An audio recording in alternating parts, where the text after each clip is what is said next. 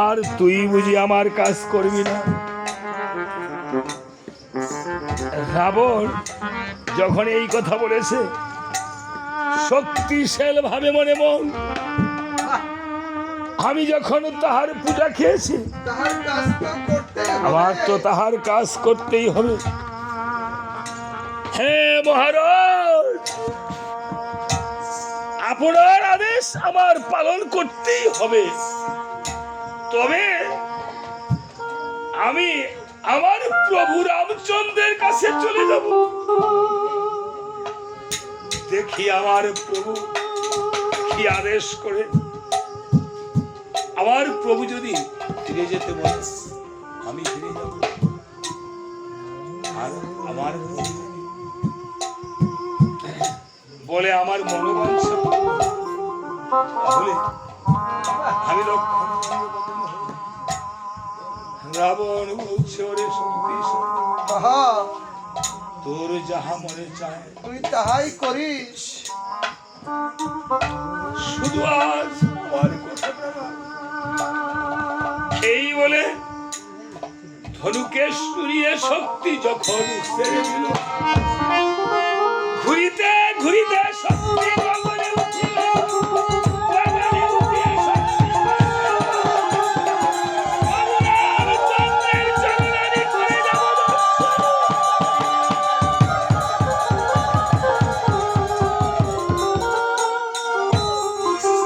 প্রভুর চরণে গিয়ে যখন প্রণাম করেছে, প্রভু কোমল হস্ত গায়ে দিয়ে আশীর্বাদ করে বলছে, রে শক্তি তোর যেন মনের বাসনা পূর্ণ হয়।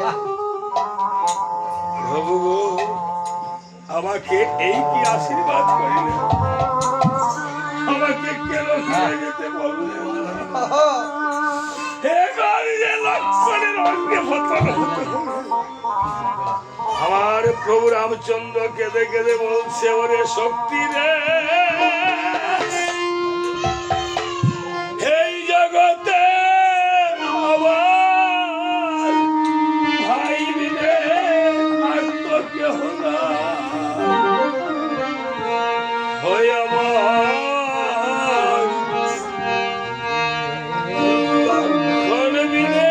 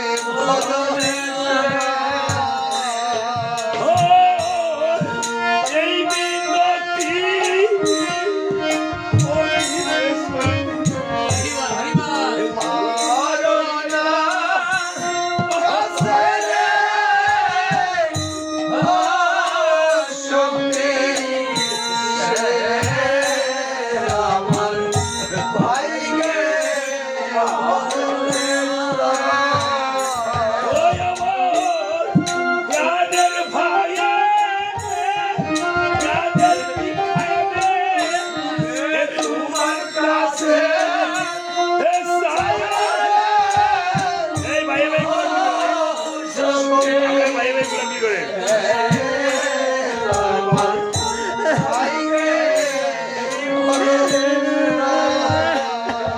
আমার লক্ষণেরই প্রাণের বিখায়নে তোমার কাছে চাইয়া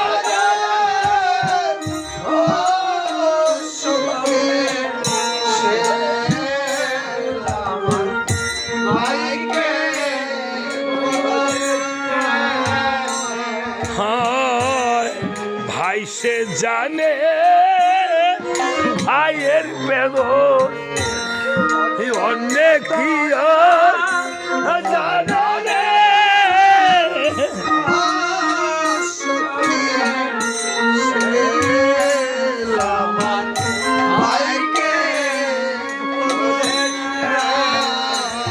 ওরে ভাই সে জানে ভাইয়ের বেদন রে এই অনেক কি আর জানে রে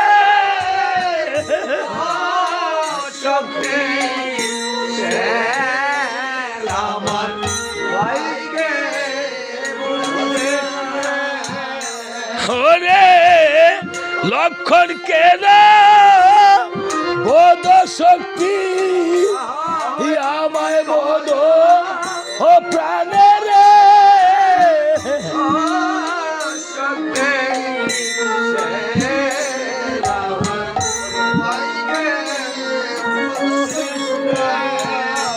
ওরে লক্ষণ কেন বোধ শক্তি আমায় বোধ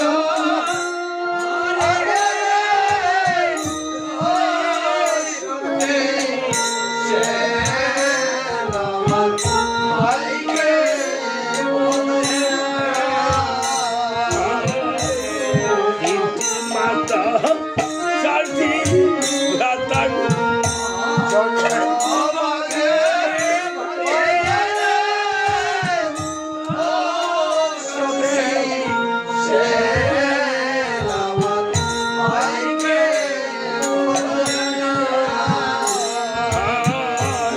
তিনটি মাতা চারটি ভ্রাতা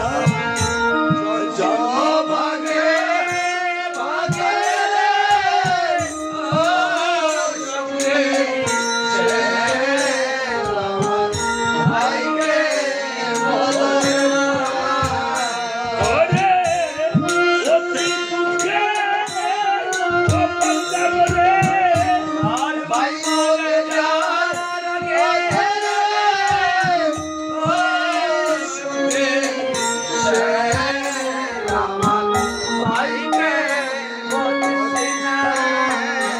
ওরে অতি দুঃখের কপাল জাগরে তোর ভাই বোন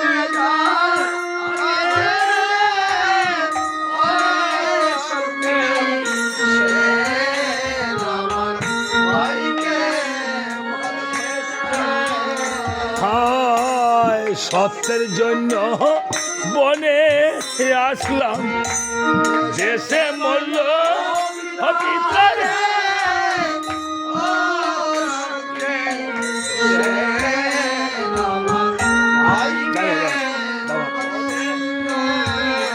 ওরে